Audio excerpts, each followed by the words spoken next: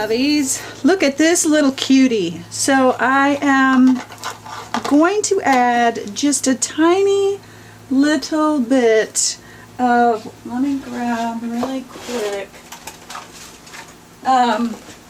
So I'm absolutely loving this, by the way, love it. But I feel like the flowers need a little bit more contrast, and so I want to just, so these are mainly, they've got a purple tone, some pinks and some purples, and so complementary color for purple is yellow, and so I refer to my color wheel all the time. So I'm going to grab just a little bit of this. This is Hansi, what is it? Yellow oxide. And I'm just going to dab a little bit here and there, and it immediately kind of brightens things up, adds a little bit more interest and contrast. And contrast is key when we are creating. Contrast creates interest. And so I'm not going to do a lot, you don't need a lot, but just that little bit really jazzes things up and kind of brings your eye around the piece, and it doesn't feel so monochromatic. And the nice thing is that it doesn't have to be like a color that you would use completely. It can be a highlight color, your complementary color for contrast. So just a quick little note there before I kind of do some explaining.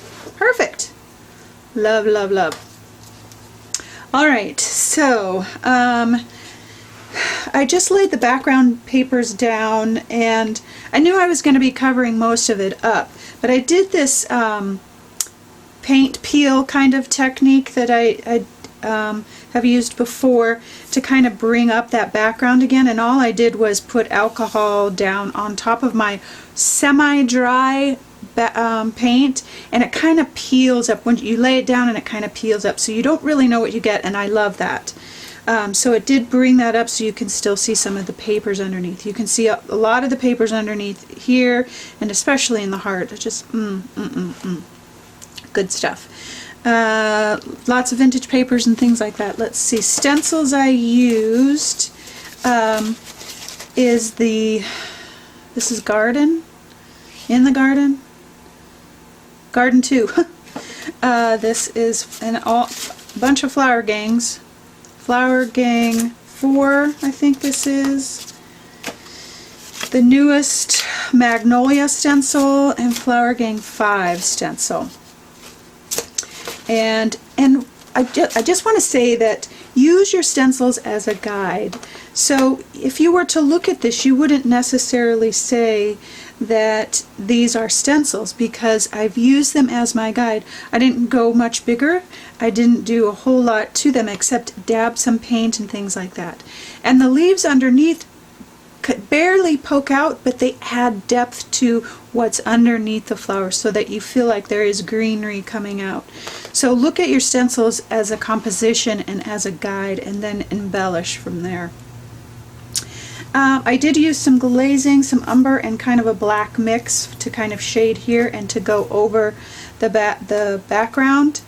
Then I used my Inktense pencil for out here because I knew I wanted to have some defined shading around the heart, but I didn't want it to be defined all the way around here. I wanted it to look really loose, so that's why I used my Inktense pencil and water on my brush, because I wanted it to be kind of flowy and that kind of thing. And I think that's pretty much it. So this piece, the meaning of this piece has just been coming, and as soon as it kind of all came together, it was like, ha, and it didn't take long. It just, I kind of percolated on for a couple days, and then I was just like, oh man, oh man. So, where do I begin? Outside in my backyard, so our weather in Ohio has been crappy, and I'm not kidding, just a couple days ago it snowed. And then I look outside a couple days ago, right after the snow. I mean, snow melted, and then I look outside, and there are these beautiful flowers blooming. I was just like, what? How did that happen? And I just was like, oh. So I'm going to show some pictures here in the video, and you can see the flowers in my backyard blooming, and it was like this whole thing came to me. I was like, just like that, she began to bloom. And so I came inside, and I wrote down, and just like that, the cold, dark earth let go, and beautiful blooms came. And I was like, oh, that's going to be painted. And so I went looking for the words in my children's book, and in one page were all of these words: little seeds sending forth buds, bursting into blossoms. Oh, I love it when it all comes together like that. And so as I was thinking about this whole process and what I would paint and everything, and I thought about, I went back to a story. This was probably 7 years ago.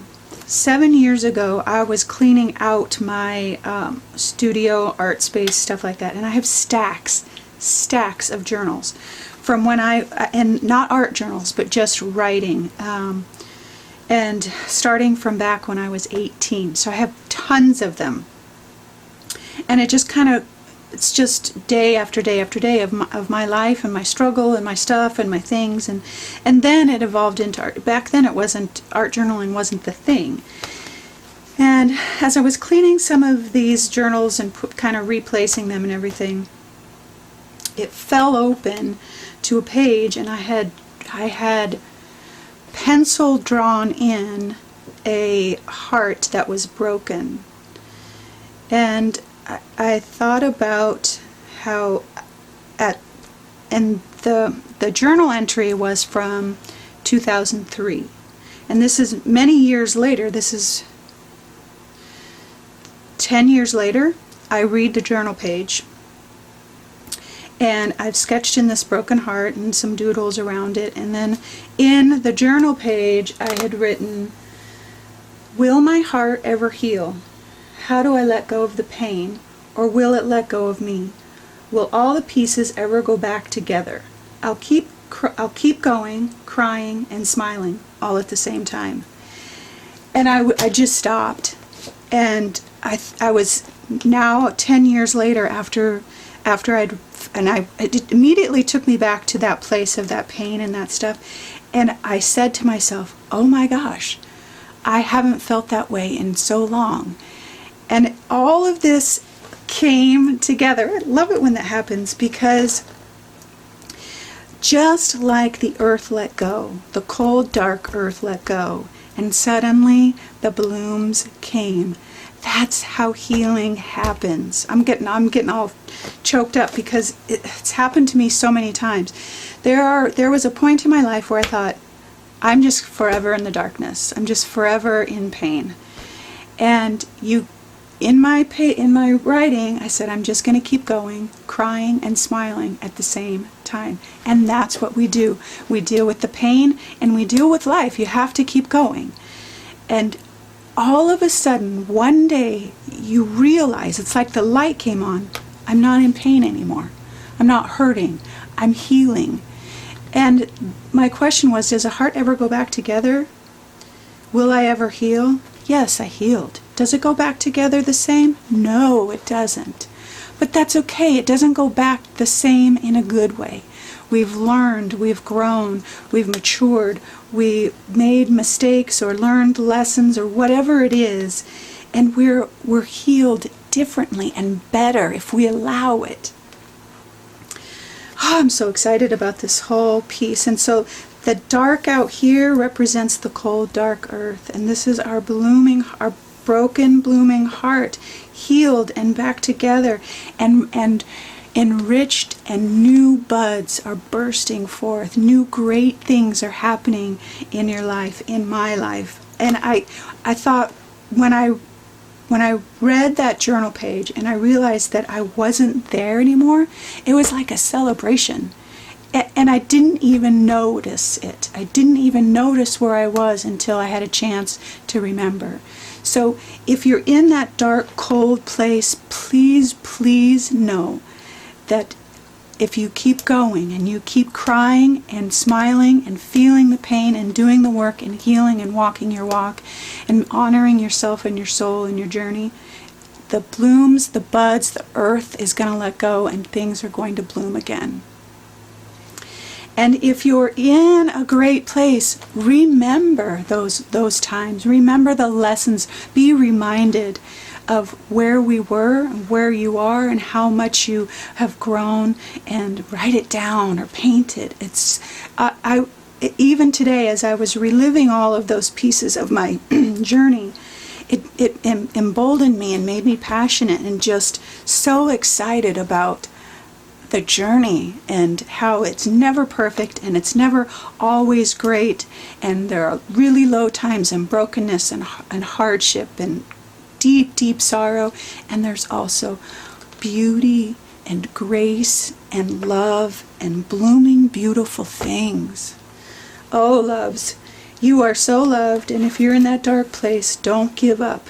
Don't give up. It's going to get better, I promise. And somebody needs you. Somebody needs you to do the work and to heal and bring forth your beautiful blooms, your beautiful flowers, whatever you have to offer. All right, loves. I hope your Sunday is awesome. I hope I have a new workshop out. It came out on Friday. If you haven't taken a look at it, I have all the links available down below or on my blog and in your email if you're a subscriber. But check that out. So, loves, if you need some healing or some rest or whatever it is to take you to the place where things bloom, do that today. Do that as long as it takes, and have a wonderful, wonderful Sunday, and always, always know that you are loved.